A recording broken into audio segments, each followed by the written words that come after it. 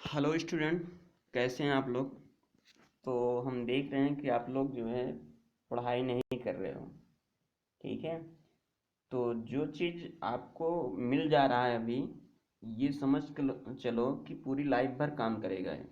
ठीक है। जब तक आपको जॉब नहीं मिलेगा, गवर्नमेंट जॉब नहीं मिलेगा, तब तक ये टॉपिक आपको बार बार पढ़ना होगा और समझना होगा। इसलिए अभी से आप समझ लोगे तो आपको बहुत सही रहेगा। बाद में आपको समझने में प्रॉब्लम होगी। यदि कोई टॉपिक जो समझ में नहीं आ रहा है, वो आप कमेंट में दीजिए, मैं उसको फिर से दोबारा बताऊंगा। ठीक है। लेकिन आप लोग वीडियो ध्यान से देखिए, उसको नोट करिए। एक बार नहीं समझ में आ रहा, उसको दोबारा देखिए, वीडियो समझ में आएगा। ठीक है। यदि कोई प्रॉब्लम हो रहा है तो आप कमेंट करिए, मैसेज करिए, हम उसको फिर दोबारा बनाएंगे, उसको समझाएंगे। ठीक है। चलो, चल आज स्टार्ट करते हैं। संकुचन गुणांक, कॉफिशिएंट ऑफ कंट्रक्शन। तो बेसिकली हमने बात किया था कि सपोज करो कोई आर्फिस है। ठीक है। कोई आर्फिस है, आर्फिस में से द्रव प्रवाहित हो रही है, वाटर फ्लो हो रहा है। तो वाटर जब फ्लो होता है तो कुछ दूर तक उसकी एरिया सेम रहती है। ठीक है। इसके बाद उसकी एरिया चेंज हो जाती है, उसकी डाया उसको चेंज हो जाती है। ठीक है। तो वेना कंट्रक्टर क्या होता है, संकुचन गुणांक क्या होता है, जिस पॉइंट से या जिस क्रॉस सेक्शन से उसकी डाया चेंज हो जा रही है। ठीक है। वाटर की डाया चेंज हो रहा है, जा रही है, वाटर का फ्लो चेंज हो रहा है, उसे क्या कहते हैं, वेना कंडक्टर या संकुचन गुणांक कहते हैं। उसे क्या कहते हैं, वेना कंडक्टर या संकुचन गुणांक कहते हैं। समझ में आया क्या कि सपोज करो ये कोई आर्फिस बना हुआ है, ये कोई आर्फिस है, आर्फिस में से द्रव फ्लो हो रहा है, वाटर फ्लो हो रहा है। तो वाटर का फ्लो इतना तेज होगा कि कुछ दूर तक उसकी एरिया सेम रहेगी। जो एरिया यहाँ पे है वही एरिया यहाँ तक रहेगी। ठीक है। एरिया कुछ दूर तक सेम रहेगी, यहाँ तक एरिया सेम है। इसके बाद इसकी एरिया चेंज हो जा रही है, इसका डाया चेंज हो जाता है। ठीक है। तो जिस क्रॉस सेक्शन पर ये चेंज हो रहा चेंज होता है, उसी को क्या कहते हैं, वेना कंडक्टर कहते हैं। ठीक है। संकुचन गुणांक कहते हैं। क्लियर। चलो, संकुचन गुणांक क्या होता है, संकुचन गुणांक इक्वल टू जेड संकोच पर जेड का क्षेत्रफल अपान आरफिस का क्षेत्रफल। ठीक। फिर से एक बार देखें। ये सपोज करो कि आरफिस बना हुआ है। ठीक है। आरफिस से वाटर फ्लो हो रहा है। ठीक। यहाँ से इसकी डाया चेंज हो रही है, ये क्रॉस सेक्शन है, इसको मान ले रहे हैं सीसी। ठीक है। तो जेड संकोच पर जेड का क्षेत्रफल, तो जेड का क्षेत्रफल ये क्या होगा, ये एरिया होगा। कौन सा एरिया होगा, ये वाला एरिया होगा। ठीक है। और ये आरफिस का एरिया होगा। तो हम क्या करें कि कॉफिशिएंट ऑफ कंट्रक्शन निकालते हैं। तो जेड संकोच पर जेड का क्षेत्रफल, जेड का क्षेत्रफल क्या हुआ, इसका क्षेत्रफल यहाँ पे, और फिर आरफिस के क्षेत्रफल से भाग दे देंगे, डिवाइड कर देंगे, तो ये क्या निकलेगा, हमारा संकुचन गुणांक निकलेगा। ठीक है। क्या निकलेगा, संकुचन गुणांक निकल जाएगा। क्लियर है। चलो, अब देखो, इसका मान अधिकतर 0.61 से 0.69 रखते हैं। कहोगे सर ये क्या होता है। ठीक है। तो इसको समझो कि हमने बताया था कि आरफिस डिफरेंट टाइप का होता है। एक सर्कुलर हो सकता है, एक त्रिभुजाकार हो सकता है, एक रेक्टेंगुलर हो सकता है। ठीक है। एक स्क्वायर हो सकता है। तो डिफरेंट डिफरेंट टाइप का हमने बताया था। और शेप के आकार के हमने बताया था कि वर्गाकार, घंटा मुखी, तो ये भी डिफरेंट टाइप के होते हैं ना। तो इसी की वजह से इसमें जो है डिफरेंट अलग अलग जो है अंतर आते, इसीलिए सबका अलग अलग वैल्यू होता है। और ये वैल्यू एक्चुअल वैल्यू होता है। ठीक है। मैंने बताया क्या कि जेड संकोच पर जेड का क्षेत्रफल, तो ये जेड का क्षेत्रफल जो है ये एक्चुअल वैल्यू है, अपान ऑर्फिस का ये थ्योरेटिकल वैल्यू है। ठीक है। तो आप इसको कह सकते हो एक्चुअल वैल्यू, ये थ्योरेटिकल वैल्यू है। तो एक्चुअल वैल्यू मतलब, एक्चुअल वैल्यू हमने बार बार बताया है कि थ्योरेटिकल वैल्यू से एक्चुअल वैल्यू का मान कम होता है। एक्चुअल वैल्यू का मान हमेशा थ्योरेटिकल वैल्यू से कम आएगा। क्यों? क्योंकि हमने इसमें फ्रिक्शन वगैरह तो कंसीडर नहीं करते हैं। जब भी हमने कोई ड्राइव करते हैं, कोई इक्वेशन ड्राइव किया जाता है, तो उसमें क्या करते हैं हम लोग कि कोई भी इसमें लॉसेस इंक्लूड नहीं करते हैं। ठीक है, कोई भी लॉसेस हम लोग लेते नहीं है, एजम्पशंस मानकर उसको इग्नोर कर देते हैं, एजम्पशंस मानकर उसको इग्नोर कर देते हैं, फिर इसके बाद ड्राइव करते हैं।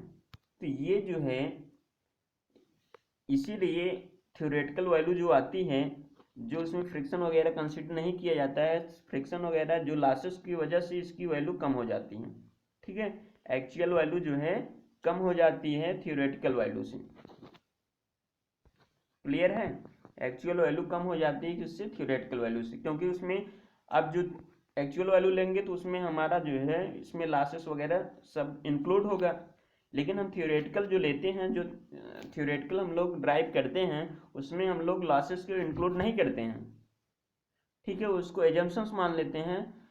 लेकिन जब इसको इसमें इंक्लूड करेंगे तो ये फ्रिक्शन वगैरह होने की वजह से इसकी वैल्यू कम हो जाएगी, इसीलिए एक्चुअल वैल्यू थ्योरेटिकल वैल्यू से कम होती है। क्लियर? चलो आगे चलते हैं। अगला टॉपिक है वेग गुणांक, coefficient of velocity. Coefficient of velocity.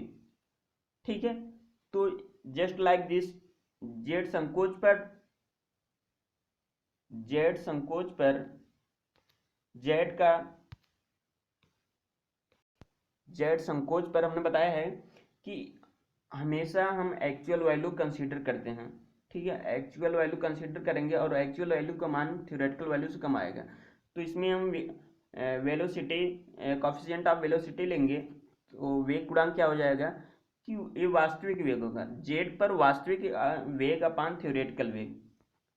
जेड संकोच पर वास्तविक वेग, अब जेड संकोच हमने बता दिया है, फिर मत पूछिएगा। जेड संकोच क्या है, यहाँ से ये हमारा ऑर्फिस है और यहाँ से वाटर फ्लो हो रहा है, यहाँ से इसका जो है जब इसके डाया चेंज हो जाती है, ठीक है, ऐसे ऐसे डिफरेंट टाइप इधर भागने लगती है, वाटर फ्लो होने लगती है, तो यहाँ से चेंज हो रही है, इसे क्या कहते हैं? जेड संकोच कहते हैं। इसी को क्या कहते हैं हम? जेड संकोच कहते हैं ना। इसी को हमने क्या बोला, इसी को, इस पॉइंट को हमने क्या बोला? जेड संकोच बोला। ठीक है, यही जेड संकोच है। क्लियर? तो जेड संकोच पर वास्तविक वेग अपान थ्योरेटिकल वेग।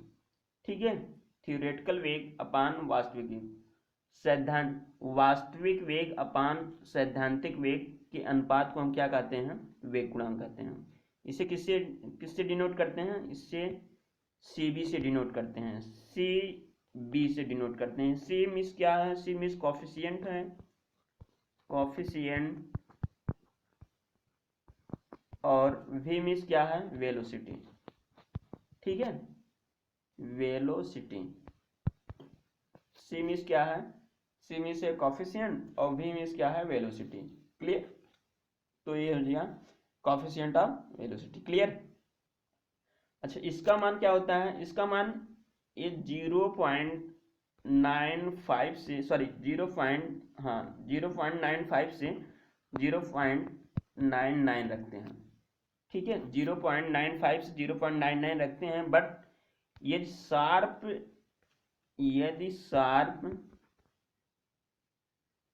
शार्प एज वाला आपका ऑर्फिस हो, शार्प एज मतलब तीक्ष्ण धार वाला ऑर्फिस हो, तो उस कंडीशन में इसका वैल्यू हम कितना रखते हैं? 0.98 रखते हैं। कितना रखते हैं? 0.98 रखा जाता है। ठीक है, यदि शार्प एज तीक्ष्ण धार वाला ऑर्फिस हो, तीक्ष्ण धार ऑर्फिस का आप प्रयोग कर रहे हैं विसर्जन में, तो उस कंडीशन में हम कॉफिशिएंट ऑफ वेलोसिटी का मान कितना रखेंगे? 0.98 रखेंगे। क्लियर? तब ये आपका वास्तविक निकलेगा, रियल वैल्यू निकलेगा। क्लियर? आगे चलें, चलो आगे चलते हैं। अगला है विसर्जन गुणांक, कॉफिशिएंट ऑफ डिस्चार्ज। ठीक है, कॉफिशिएंट ऑफ डिस्चार्ज। अभी तक हम डिस्चार्ज जो ले पढ़ते हुए आए हैं उसमें हमने एक्चुअल वैल्यू को कंसीडर नहीं किया, उसमें हम लॉस, जो भी लॉसेस हो रही थी, जो हानियां हो रही थी, उसको हमने इसमें इंक्लूड नहीं किया था। ठीक है, तो हमने बताया था कि जब लास्ट में हमने बताया था कि सी डी को उसमें ऐड किया था। तो सी डी क्या है, कोफिशिएंट ऑफ डिस्चार्ज है, वास्तविक वैल्यू है। तो हमने बताया था कि जब वास्तविक वैल्यू लेंगे तो उस समय वास्तविक वैल्यू थियोरेटिकल वैल्यू से कम आएंगे, सैद्धांतिक मान वास्तविक मान सैद्धांतिक मान से कम आ जाएगा। तो सी डी इक्वल टू क्या हो जाएगा, सी डी इक्वल टू हो जाएगा जेड संकोच पर वास्तविक विसर्जन एक्चुअल वेलोसिटी, ठीक है, जेड संकोच पर वास्तविक विसर्जन actual velocity upon theoretical velocity, जेड संकोच पर वास्तविक विसर्जन अपान सैद्धांतिक विसर्जन के अनुपात को हम क्या कहते हैं, विसर्जन गुणांक कहते हैं। वास्तविक विसर्जन अपान सैद्धांतिक विसर्जन के अनुपात को हम क्या कहते हैं, विसर्जन गुणांक कहते हैं। Clear, C D equal to actual discharge upon theoretical discharge. Clear, अब चलो आगे चलते हैं। देखो सी डी इक्वल टू क्या होता है, सी डी इक्वल टू होता है Q upon actual discharge upon theoretical discharge, Q T H, ठीक है। क्लियर है। अब क्यू इक्वल टू क्या होता है, हमने देखा है डिस्चार्ज को किससे हम डिनोट करते हैं, क्यू से डिनोट करते हैं। तो क्यू इक्वल टू क्या हो जाता है, एरिया इनटू वेलोसिटी, ठीक है। क्यू इक्वल टू क्या होता है, एरिया इनटू वेलोसिटी। आप इसको मत पूछना कैसे आया, मैंने पहले ही बता दिया है, इस सब के विषय में पहले ही हमने चर्चा किया है। कैसे आता है कि विसर्जन क्या होता है, कि विसर्जन क्या होता है आपका, एकांक समय में प्रवाहित द्रव की मात्रा, ठीक है। तो क्यू इक्वल टू क्या हो जाएगा आपका, क्यू इक्वल टू हो जाएगा एरिया इनटू वेलोसिटी। आप कह सकते हो, एरिया मत कंसीडर करो, वॉल्यूम अपन टाइम पर यूनिट टाइम। एकांक समय में प्रवाहित द्रव की मात्रा मतलब 1 सेकंड में कितना द्रव प्रवाहित हो रहा है पाइप से। तो पाइप से जो प्रवाहित हो रहा है तो उसको हम पाइप का वॉल्यूम लेंगे ना, पाइप का वॉल्यूम। देखो पाइप ये है हमारा, ठीक है, पाइप का इतना वॉल्यूम लेंगे, इसका आयतन लेंगे, तभी हमें पता चलेगा कि इतना पूरा बहकर इसमें पूरा जो है पूर्ण रूप से इसमें फुल वाटर फ्लो हो रहा है, पूरा भरकर वाटर बह रहा है। तो इसका हम वॉल्यूम लेंगे, ठीक है। तो वॉल्यूम हमने लेता है, वॉल्यूम लेने के बाद क्यू इक्वल टू क्या होता है, वॉल्यूम इक्वल टू क्या होता है, area into velocity, area into velocity, ठीक है।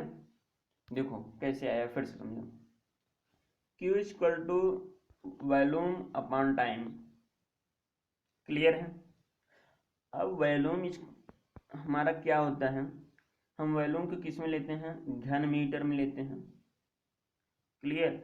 अब घन मीटर एक वेग इक्वल टू वेग क्या हो जाएगा आपका, एक वेग होगा, वेग का क्या होगा, मीटर प्रति सेकंड हो जाएगा, मीटर प्रति सेकंड।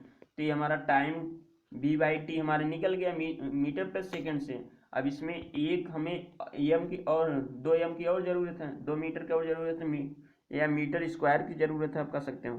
तो मीटर स्क्वायर की ज़रूरत है तो उसमें एरिया से मल्टीप्लाई कर देंगे। तो एरिया से मल्टीप्लाई कर दिया तो ये क्या हुआ, घन मीटर प्रति सेकंड, या और सेकंड में टाइम है और घन मीटर में वॉल्यूम है।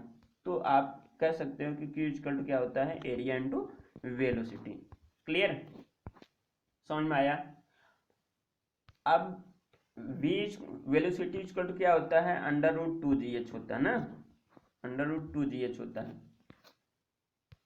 ठीक। h क्या होता है, h हमारा जो सपोज करो ये हमारा आरफिस है, आरफिस की हाइट को हम क्या कहते हैं, h कहते हैं, ठीक है। और होता क्या था कि h इक्वल टू क्या, सॉरी v इक्वल टू क्या है, √2gh है, ठीक। आपको जी क्लियर हो जाएगा, इसका हाइट मिल जाएगा, v मिल जाता, इसका वेलोसिटी पता चल जाएगा, इसका वेग निकल जाएगा। क्लियर। तो आओ टॉपिक पे चलते हैं। तो टॉपिक क्या था, C D equal to Q upon Q T H, actual discharge upon theoretical discharge, ठीक है।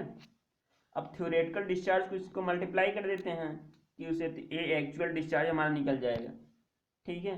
तो चलो अभी सी डी हमको निकालना है। तो सी डी इक्वल टू क्या हो जाएगा, क्यू अपान थ्योरेटिकल वैल्यू क्या था, थ्योरेटिकल क्यू इक्वल टू क्या होता है, क्यू इक्वल टू होता है एरिया इंटू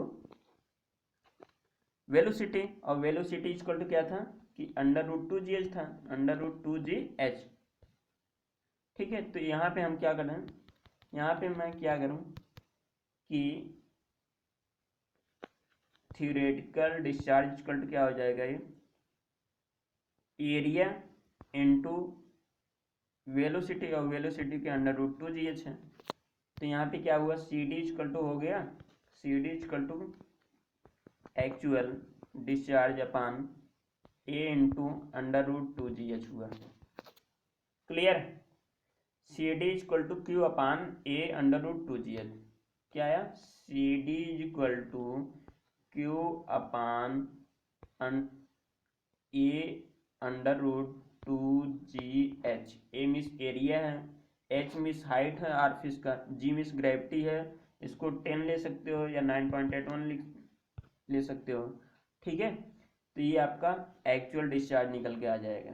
क्लियर, चलो चलते हैं आगे। अच्छा, इसका वैल्यू कितना होता है, इसका वैल्यू एक्चुअल वैल्यू कितना रखते हैं, तो 0 पॉइंट कितना रखते हैं, 0.61 से 0.95 तक रखते हैं। कितना रखते हैं, 0.61 से 0.95 रखते हैं। ठीक है, लेकिन जनरली केस में साधारणतः इसको कितना रखते हैं, 0.62 ही रखते हैं। कितना रखते हैं, 0.6, मैक्सिमम आपको 0.62 ही मिलेगा, बट कहीं कहीं आपको 0.61 से 0.95 तक भी मिल सकता है, 0.61 से 0.95 तक मिल सकता है। बट इसका आप ये 0.62 भी रखेंगे तो आपका क्वेश्चन गलत नहीं होगा। ठीक है, चलो, बहुत ही इंपॉर्टेंट, वेरी वेरी इंपॉर्टेंट, चाहे जितना इसमें आप इंपॉर्टेंट लिख लो, बहुत ही इंपॉर्टेंट एक क्वेश्चन मैक्सिमम आता है आपको, और हो सकता है आए भी ना, कि इसका आता है रिलेशन निकालने को, कुछ सी डी सी बी और सी सी में क्या रिलेशन है। अब सी डी सी बी और सी सी है क्या, सी डी हमने बताया है, सी मीन्स क्या है, कॉफिशिएंट, गुणांक, और डी मीन्स डिस्चार्ज मीन्स विसर्जन। ठीक है, इसका सी बी क्या हो जाएगा, सी बी क्या हो जाएगा, सी बी हो जाएगा C B, C B, C means क्या हो जाएगा, कॉफिशिएंट हो जाएगा, सी मीन्स कॉफिशिएंट, और भी मीन्स वेलोसिटी, कॉफिशिएंट और वेलोसिटी। ठीक है, गुणांक वेलोसिटी। ठीक है, इसे क्या कहेंगे, वेग गुणांक कहेंगे, और लास्ट में क्या है, सीसी है, सीसी क्या हो जाएगा, कॉफिशिएंट ऑफ कंट्रक्शन, ठीक है, कॉफिशिएंट जेड गुणांक, तो कॉफिशिएंट ऑफ कंट्रक्शन। तो हमने क्या बताया कि यहाँ पे डिस्चार्ज इक्वल टू या डिस्चार्ज गुणांक क्या आया है, डिस्चार्ज गुणांक मीन्स विसर्जन गुणांक। ठीक है, सी डी, हमने एक हिंदी में बोल रहा हूँ एक इंग्लिश में, तो C means coefficient of discharge, विसर्जन गुणांक। तो विसर्जन गुणांक इक्वल टू क्या आया था, अभी विसर्जन गुणांक इक्वल टू आया था क्यू अपान ए √2gh आया था ना, अभी आया था, ये मान आया था। जिसको हम एक समीकरण कंसीडर करके चलते हैं और इसी में वैल्यू को पुट अप करते हैं। देखो, इसमें चाहे इसको रखें, चाहे सी बी में रखें, चाहे सी सी में, एक वैल्यू निकलेगा, और उसी में सबका जो है सब इक्वल आना चाहिए, इसमें सबका रिलेशन आना चाहिए। इसलिए हमने क्या किया, पहले इसी में पुट अप कर दिया वैल्यू। ठीक है, ये वैल्यू हमें पता है, तो हम क्या करेंगे, सी बी और सी सी में रिलेशन निकाल लेंगे, और सी बी और सी सी का रिलेशन जो आएगा उसको सी डी में हम पुट अप करेंगे। तो सी बी इक्वल टू क्या था, सी बी इक्वल टू क्या था, एक्चुअल वेलोसिटी, जेड संकोच पर actual velocity upon theoretical velocity. ठीक है, क्या था कि C B equal to actual velocity upon theoretical velocity, तो थियोरेटिकल वेलोसिटी से इसमें मल्टीप्लाई कर देंगे तो ये एक्चुअल वैल्यू, क्योंकि होता क्या है कि हम जानते हैं कि डिस्चार्ज इक्वल टू क्या है, डिस्चार्ज हम जानते हैं कि एक्चुअल डिस्चार्ज इक्वल टू क्या है, Q equal to area into velocity. ठीक है, एरिया इनटू वेग, क्षेत्रफल गुणे वेग। ठीक, अब यहाँ पे जो एरिया लेना है हमें एक्चुअल लेना है, क्योंकि एक्चुअल डिस्चार्ज हमें निकालना है, एक्चुअल डिस्चार्ज निकालना है। तो देखो इसमें सब वैल्यू दिया हुआ है, तो एक्चुअल हम डिस्चार्ज निकाल लेंगे तो एक्चुअल क्षेत्रफल निकल जाएगा, यहाँ पे एक्चुअल वेलोसिटी निकाल लेंगे। तो जब एक्चुअल डिस्चार्ज निकल जाएगा तो उसमें हम पुटअप कर देंगे। ठीक है, कोएफिशिएंट ऑफ डिस्चार्ज में। तो देखो, तो हम जानते हैं कि सी बी इक्वल टू क्या होता है, एक्चुअल वेग, एक्चुअल वेलोसिटी अपान थ्योरेटिकल वेलोसिटी। तो इसको इसमें मल्टीप्लाई कर देंगे तो एक्चुअल वेलोसिटी हमारा निकल जाएगा, और यहाँ से हमें एक्चुअल वेलोसिटी मिल जा रहा है। अब हम सी सी से क्या करेंगे, सी सी से एरिया, एक्चुअल एरिया निकाल लेंगे और डिस्चार्ज में हम पुटअप कर देंगे। ठीक है, तो यहाँ से हमारा क्या बना कि बी इक्वल टू आ गया सी बी इंटू वी। ठीक है, तो कह सकते हो कि actual velocity V C equal to C B into theoretical velocity. Clear. But theoretical velocity हमने क्या निकाला है, थ्योरेटिकल वेलोसिटी इक्वल टू क्या होता है, 2gh होता है ना। तो इसका वैल्यू इसमें पुटअप कर दें तो हमारा क्या आ जाएगा, V C equal to actual velocity equal to C B into √2gh। एक वैल्यू हमारा यहाँ से निकल गया। क्लियर। अब हमें क्या चाहिए, हमें एक्चुअल एरिया चाहिए। एक्चुअल एरिया निकल जाएगा तो हम एक्चुअल डिस्चार्ज निकाल लेंगे। ठीक है, वास्तविक विसर्जन जो होगा उसमें निकाल लेंगे। तो एक्चुअल एरिया निकालने के लिए हम सीसी का प्रयोग करेंगे, कोएफिशिएंट ऑफ कंट्रक्शन का। ठीक है, जेड संकोच का प्रयोग करेंगे। सीसी इक्वल टू क्या होता है, सीसी इक्वल टू क्या होता है बताइए हमें, सीसी इक्वल टू क्या होता है, एक्चुअल जेड संकोच पर वास्तविक क्षेत्रफल अपान आरफिस का क्षेत्रफल, या कह सकते हो थ्योरेटिकल क्षेत्रफल। ठीक है, कोएफिशिएंट ऑफ कंट्रक्शन जेड संकोच इक्वल टू क्या होता है, जेड संकोच पर वास्तविक क्षेत्रफल अपान थ्योरेटिकल क्षेत्रफल या आरफिस का क्षेत्रफल। तो इसको इसमें मल्टीप्लाई कर देंगे तो हमारा एक्चुअल एरिया निकल जाएगा। क्लियर। तो हमारा क्या आ गया वैल्यू कि ए सी इक्वल टू या एक्चुअल एरिया इक्वल टू आ गया, क्या आ गया, सी सी इंटू क्या था, ए था। ए मीन्स आरफिस का क्षेत्रफल या थ्योरेटिकल एरिया कह सकते हो। क्लियर। यहाँ से दोनों वैल्यू हमें पुटअप कर देना है। किस में पुटअप करना है, हमने एक्चुअल डिस्चार्ज इक्वल टू क्या था, actual discharge equal to area into velocity होता है, एरिया इंटू वेलोसिटी होता है, और वेलोसिटी 2gh है।